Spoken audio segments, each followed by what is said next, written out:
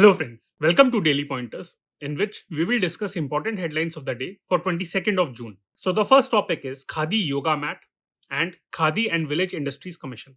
ये टॉपिक आपका press information bureau में आया था and general studies paper 1 culture and general studies paper 3 economy के लिए रेलेवेंट है. Now on the occasion of international day of yoga, जो आपका 21 ऑफ जून को ऑब्जर्व करा गया था with the theme yoga for वसुधैव कुटुंबकम, उस ओकेजन पे Khadi and Village Industries Commission, that is KVIC, launched the Khadi Yoga Mat at its headquarters in Mumbai. तो एक इन्फॉर्मेशन तो ये है कि इसका जो हेडक्वार्टर्स है मुंबई में है, दिल्ली में नहीं है. ये एक स्टैट्यूटरी बॉडी है which was established in 1957 by the Act of 1956, and with this establishment it took over the work of former All India Khadi and Village Industries Board. It works under the governance of Ministry of MSME, that is micro, small and medium enterprises. एक और important information है that Khadi and Village Industries Commission holds the exclusive rights to use the trademark Khadi and Khadi India. तो ये बहुत important fact है. साथ ही में it implements the scheme by the name of PMEGP, that is Prime Minister's Employment Generation Program. ये 2008 में launch करी गई थी and it is a credit linked subsidy scheme for the generation of employment opportunities through establishment of micro enterprises in rural as well as urban areas. तो इस scheme में catch ये है कि it is implemented in not only in rural areas but also in urban areas. Next topic है आपका G20 engagement groups. Now labour 20 summit is being held in Patna in Bihar. So ये topic आपका press information bureau में आया था and general studies paper 2 international के लिए relevant है. सो फ्रेंड्स, आपको पता है कि इंडिया की G20 की प्रेसिडेंसी है जो लास्ट ईयर एज्यूम करी थी फ्रॉम इंडोनेशिया एंड इस साल अभी कंटिन्यू चलेगी.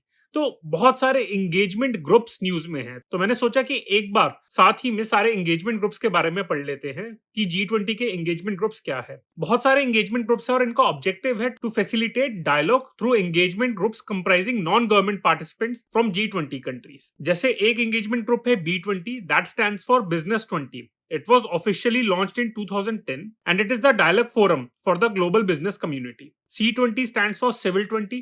इसमें सिविल सोसाइटी के साथ एंगेज करा जाता है and it was launched in 2013. L20 stands for labour 20 and इसमें ट्रेड यूनियन लीडर्स के साथ इंटरैक्ट करा जाता है एंड इसे 2011 में फ्रांस की प्रेसिडेंसी में लॉन्च करा गया था. फिर आपका है P20, it stands for parliament 20 engagement group. ये कनाडा की प्रेसिडेंसी में 2010 में लॉन्च करा गया था. S20 stands for science 20 and इसे जर्मनी की प्रेसिडेंसी में 2017 में लॉन्च करा गया था. प्रीलिम्स के लिए जो इंपॉर्टेंट है वो है SAI 20 यानी कि सुप्रीम ऑडिट इंस्टीट्यूशंस 20. ये एंगेजमेंट ग्रुप आपका लास्ट ईयर इंडोनेशिया की प्रेसिडेंसी में लॉन्च करा गया था 2022 में. तो ये पूछा जा सकता है. साथ ही में एक स्टार्टअप 20 एंगेजमेंट ग्रुप भी आपका लॉन्च करा जाएगा, होपफुली इंडिया की प्रेसिडेंसी में इस साल लॉन्च करा जाएगा. तो नेक्स्ट ईयर प्रीलिम्स में पूछ सकते हैं. फिर आपका है T20. ये IPL T20 नहीं है, ये थिंक 20 है which is an official G20 engagement group and serves as a idea bank for the G20 by bringing together think tanks. यानी कि इंडिया का नीति आयोग है, ये इसमें पार्टिसिपेट करता है. इसे 2012 में मेक्सिको की प्रेसिडेंसी में लॉन्च करा गया था. U20 stands for urban 20. इसे 2017 में लॉन्च करा गया था. W20 stands for women 20. ये इंपॉर्टेंट है, इसे 2015 में लॉन्च करा गया था एंड इसका ऑब्जेक्टिव है to implement the 25x25 commitment which was adopted at the Brisbane summit in 2014 and इसका ऑब्जेक्टिव है to reduce the gender gap in labour force participation by 25% by the year 2025. Y20 stands for Youth 20 and ये 2010 में launch करा गया था to engage with the youth. Next topic है हमारा unity mall and one district one product यानी कि ODOP. ये टॉपिक आपका प्रेस इन्फॉर्मेशन ब्यूरो में आया था and general studies paper 3 economy के लिए रेलेवेंट है आपका. ये टॉपिक इसलिए न्यूज में है क्योंकि government of India recently allocated more than 140 crore rupees to Nagaland for establishing a unity mall in Dimapur. In fact, इस साल के बजट में government of India allocated rupees 5,000 crore for the construction of unity malls across the country, and these will function as a one-stop marketplace for one district one product across the country. अब इसी background में ODOP के बारे में पढ़ लेते हैं. So government of India initiated this one district one product scheme जिसके अंदर हर डिस्ट्रिक्ट से यानी कि 761 डिस्ट्रिक्ट से मिनिमम एक प्रोडक्ट को प्रमोट करा जाएगा. अगर इसकी गवर्नेंस के बारे में बात करें, so this initiative is operationally merged with the districts as exports hub initiative of the directorate general of foreign trade. Next topic है हमारा कोल मिनिस्ट्री के एक इनिशिएटिव के कंटेक्स्ट में. ये टॉपिक आपका प्रेस इन्फॉर्मेशन ब्यूरो में आता है, जनरल स्टडीज पेपर 3 इकोनॉमी के लिए रेलेवेंट है. छोटा सा टॉपिक है ये। तो न्यूज ये है कि ministry of coal has announced the commencement of star rating registration process of coal and lignite mines. So this initiative aims to evaluate mines based on the following parameters: mining operations, environment related parameters, adoption of technologies, best mining practices, economic performance, rehabilitation and resettlement, worker related compliance and safety and security. Next topic है हमारा amendment in juvenile justice act. ये topic आपका All India Radio में आया था and general studies paper 1 society में women section के लिए रेलेवेंट है। Now recently ministry of women and child development said that after the amendment to the juvenile justice amendment act of 2015 in 2022 September, as many as 2,250 child adoption orders have been issued by the district magistrates across the country.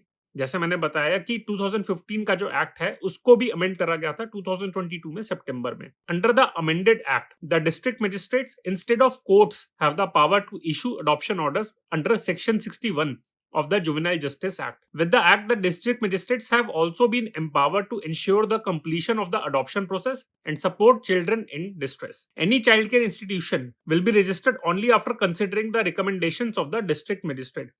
तो अगर इस article को summarise करा जाए तो courts का अब इतना रोल नहीं रहा, डिस्ट्रिक्ट मजिस्ट्रेट्स का ही मेनली रोल रहा है अडॉप्शन ऑर्डर इशू करने में या फिर चिल्ड्रन इन डिस्ट्रेस को सपोर्ट करने के लिए। नेक्स्ट टॉपिक है हमारा इंडिया की एविएशन मार्केट के बारे में। ये टॉपिक वैसे मैंने कल भी डिस्कस करा था, पर आज मिंट न्यूज़पेपर में बहुत ब्यूटीफुली एक इन्फोग्राफिक के साथ इसको एक्सप्लेन करा है, तो सोचा आज भी इसको कवर कर लेते हैं। ये टॉपिक आपका मिंट न्यूज़पेपर के पेज 1 पे आया था and general studies paper 3 economy के लिए रेलेवेंट है।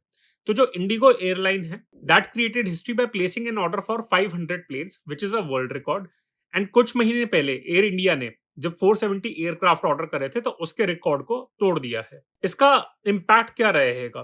पहली बात तो ये कि इंडियन एविएशन मार्केट जो ग्रो कर रही है उसकी जो डिमांड एंड सप्लाई है उसको मैच करेगा। Also this will ensure more direct connectivity across Europe and south Asia, और ये भी हो सकता है कि लॉन्ग टर्म में एयर फेयर्स जो हैं आपके वो कम हो जाए।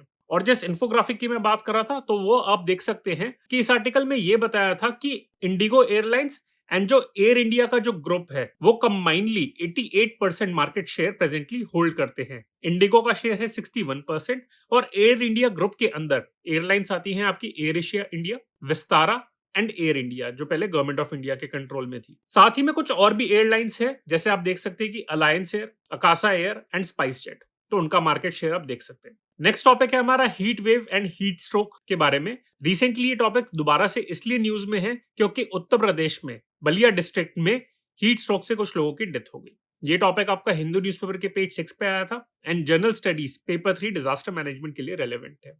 नाउ हीट वेव क्या है? वर्ल्ड मीटरोलॉजिकल ऑर्गेनाइजेशन ने अब तक कोई official definition of heat wave adopt नहीं करी है, बट इंडिया में according to Indian meteorological department heat wave is considered if maximum temperature of a station reaches at least 40 degrees Celsius or more for plains and at least 30 degrees Celsius or more for hilly regions. अगर हम heat wave की definition on the basis of departure from normal देखें तो heat wave तब consider करी जाती है when departure from normal is 4.5 degree Celsius to 6.4 degree Celsius and severe heat wave तब होती है when departure from normal is more than 6.4 degree Celsius. अगर हम based on the actual maximum temperature देखें, so heat wave is when actual maximum temperature is more than 45 degrees Celsius and severe heat wave तब होती है when actual maximum temperature is more than 47 degrees Celsius. Next topic है economy के related. ये topic आपका Hindu newspaper में आया था पेज 8 पे और टॉपिक है आपका that will the US fade resume the rate hike cycle.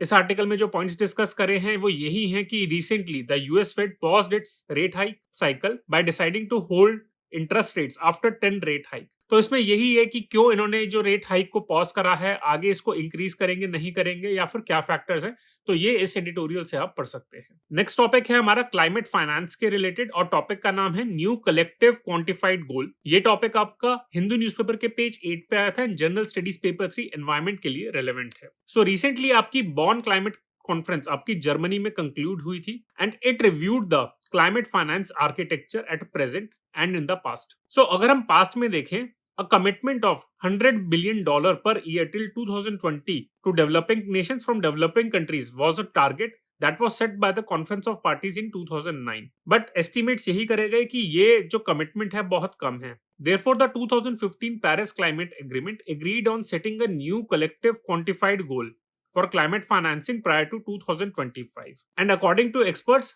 this is regarded as the most important climate goal. क्योंकि अगर climate finance आपका ठीक हो गया, जो भी आपके 1.5 डिग्री सेल्सियस और 2 डिग्री सेल्सियस के टारगेट्स हैं वो इजीली अचीव हो जाएंगे under the Paris climate agreement. Next topic है हमारा नाटो प्लस 5 स्टेटस के बारे में। ये टॉपिक आपका हिंदू न्यूज़पेपर के पेज 11 पे आया था and journal studies paper 2 international के लिए रिलेवेंट है ना। आपको पता है प्रधानमंत्री मोदी जी अभी यूएस में ऑफिशियल स्टेट विजिट पे गए हैं, तो यूएस के कुछ सेनेटर्स हैं वो सोच रहे हैं कि इंडिया को भी नाटो प्लस 5 एक डिफेंस पार्टनर कंट्री का स्टेटस दिया जाए। यूएस का ऑब्जेक्टिव है to improve the defence relationship with India, but external affairs minister ने क्लियरली कह दिया कि इंडिया ऐसे किसी फ्रेमवर्क को ज्वाइन करने में इंटरेस्टेड नहीं है, क्योंकि उसमें यही है फिर रशिया और चाइना इसको बहुत ही नेगेटिव वे में देखेंगे। At present this arrangement currently exist between the US, it's NATO partner countries and 5 countries by the name of Australia, New Zealand, south Korea, Japan and Israel. Next topic है हमारा gender gap report. ये report आपकी world economic forum ने release करी है recently and ये Hindu newspaper के page 12 पे आया and general studies paper 1 and paper 2 society के लिए रेलेवेंट है। नाउ इसकी फाइंडिंग ये है कि इंडिया की रैंकिंग इंप्रूव हुई है and India was ranked 127 among the 145 countries and पिछले साल के कंपैरिजन में 8 रैंक्स इंप्रूव हुई है। पिछले साल इंडिया 135th पे रैंक करा गया था। इन कंपैरिजन अगर हम साउथ एशियन कंट्रीज देखें, so Pakistan is ranked at 142, Bangladesh at 59, China at 107, Nepal at 116, Sri एट 115 एंड भूटान एट 103। अगर टॉप मोस्ट कंट्रीज देखें तो आइसलैंड फॉलोड बाय नॉर्वे आपका टॉप कंट्रीज में आता है। और इंडिया के अगर पैरामीटर्स के बारे में बात करें, so India has close 64% of the overall gender gap. ये बहुत बड़ी अचीवमेंट है। However, India had reached only 36% parity in economic participation and opportunity. Political empowerment में देखें, so India has registered 25% parity, with women making up 15% of the member of parliaments. और अगर local governance में women representation की बात करें, so 18 countries have achieved women's representation of over 40% in local governance. जो top पे है वो है आपकी Bolivia, followed by India and then France. इसके पैरामीटर्स देखें तो इसमें 4 सब इंडेक्स हैं। पहला है economic participation and opportunity, second है आपका एजुकेशनल अटेनमेंट, थर्ड है आपका health and survival and fourth है आपका पॉलिटिकल एम्पावरमेंट। नेक्स्ट टॉपिक है हमारा कल्चर के रिलेटेड और वो गुरबानी के रिलेटेड है आपका। ये टॉपिक आपका इंडियन एक्सप्रेस में आया था and general studies paper 1 culture के लिए रिलेवेंट है। Now Punjab government has announced the plans to amend the Sikh gurdwara act of 1925 and this will ensure free telecast rights of Gurbani from the Golden Temple. Gurbani क्या है? It refers to various composition by Sikh gurus and other writers of the Guru Granth Sahib, which are usually enshrined as hymns within the Holy Scripture.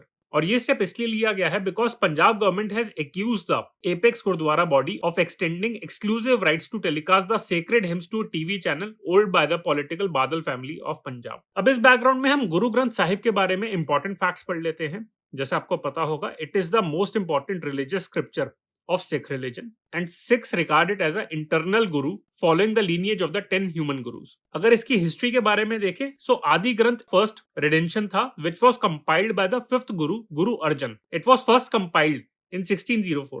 Later on, the 10th Sikh guru, Guru Gobind Singh, added hymns of the 9th Sikh guru, Guru Tegh Bahadur to Adi Granth and affirmed the text as his successor. And the second rendition became known as the Guru Granth Sahib. Guru Granth Sahib आपकी Gurmukhi script में लिखी गई है and इसमें primarily Sikh gurus की composition include करी गई हैं। First Sikh Guru Guru Nanak Dev, then Guru Angad, Guru Amar Das, Guru Ramdas, Guru Arjan and Guru Tegh Bahadur.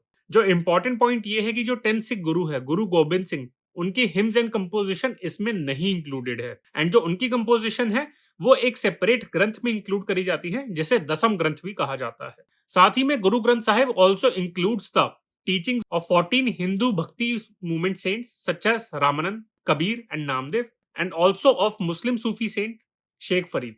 And next topic है हमारा इंडिया यूएस डिफेंस रिलेशन के कंटेक्स्ट में and that is with respect to India's jet engine deal. ये टॉपिक आपका इंडियन एक्सप्रेस पे आया था and general studies paper 2 international के लिए रेलेवेंट है। ना जैसे मैंने आपको बताया था कि प्रधानमंत्री मोदी जी आपका यूएस में ऑफिशियल स्टेट विजिट पे गए हैं एंड एक्सपेक्ट करा जा रहा है a landmark deal will be signed to facilitate the transfer of at least 11 critical jet engine technologies and hopefully the deal will be announced between the American General Electric and Hindustan Aeronautics Limited for the manufacture under licence in India of GE's F 414 engine for the indigenous Tejas, which is a light combat aircraft of India.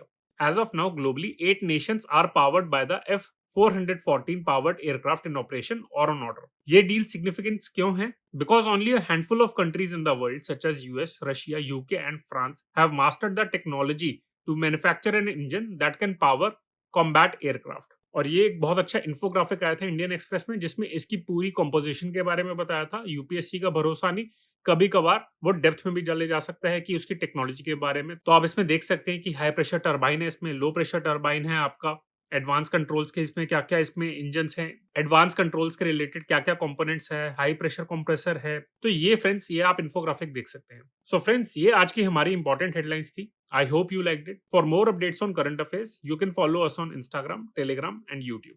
Thank you.